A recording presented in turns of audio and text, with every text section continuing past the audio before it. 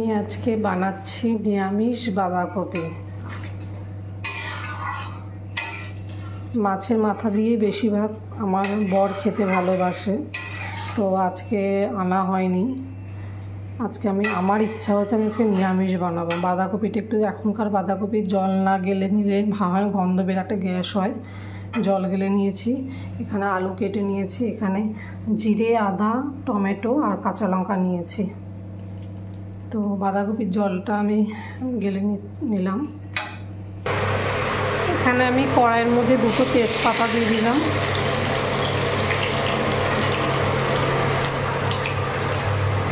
এবার আলুগুলোকে ভেজে নেব। আলুর ভিতরে আমি হলুদ দিয়ে দিয়েছি,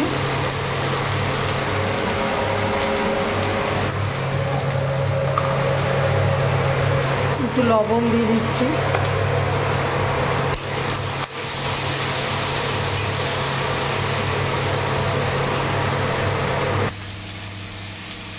তো আলুটা ভাজা হচ্ছে, এখানে শুধু তেজপাতা ফোড়নই দিয়েছে, আর এখানে মশলা আমারও হয়ে গেছে।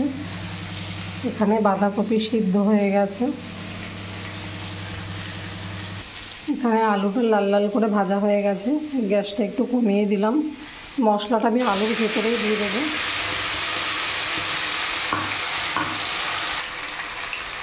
এর ভেতরে একটু জল দিয়ে দিলাম।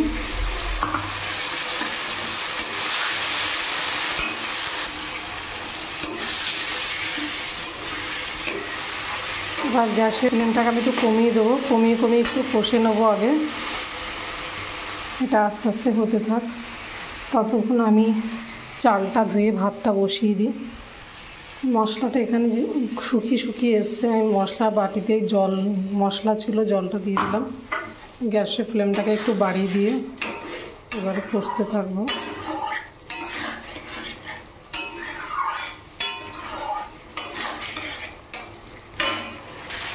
দেখো মশলার গা দিয়ে তেল ছেড়ে দিয়েছে। তো আমার এটা কষানো কমপ্লিট। এবার আমি গ্যাসটা কমিয়ে দিচ্ছি, কমিয়ে দিয়ে এখানে বাঁধাকপিটা দিয়ে দেবো। বাঁধাকপিটা দিয়ে ভালো করে নাড়িয়ে মিশিয়ে আমি গ্যাসের ফ্লেমটা কমিয়ে ঢেকে দেবো। এটা আস্তে আস্তে আলুগুলো সেদ্ধ হবে, বাঁধাকপিটা আরও মজে যাবে।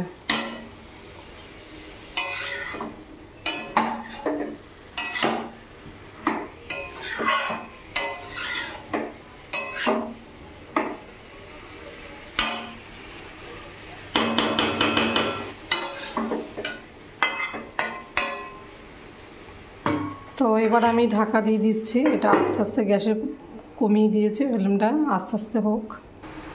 আমার বাঁধাকপি প্রায় হয়ে এসছে, পুরো আলুগুলো সিদ্ধ হয়ে মিশে গেছে। এখানে আমি দেবো একটু গরম মশলা। এখনকার বাঁধাকপি তো একটু গরম মশলা না দিলে ভালো লাগে না। এখানে অল্প পরিমাণ গরম মশলা দিলাম।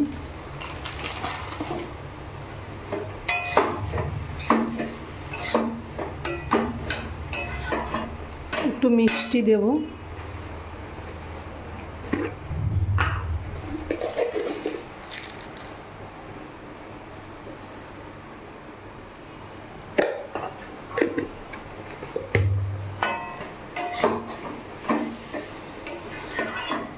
এবার একটু মিষ্টিটা মিশে একটু গলে যাক, তারপর এটাকে নামিয়ে দেব। তোমরাও কীভাবে করো জানিও। আমি তো এরকম শর্টকাটই করি নিরামিষ বাঁধাকপি। তো আমার এখানে নিরামিষ বাঁধাকপি রেসিপি রেডি। তো টাটা সবাইকে, তোমরাও জানিও কীভাবে করো।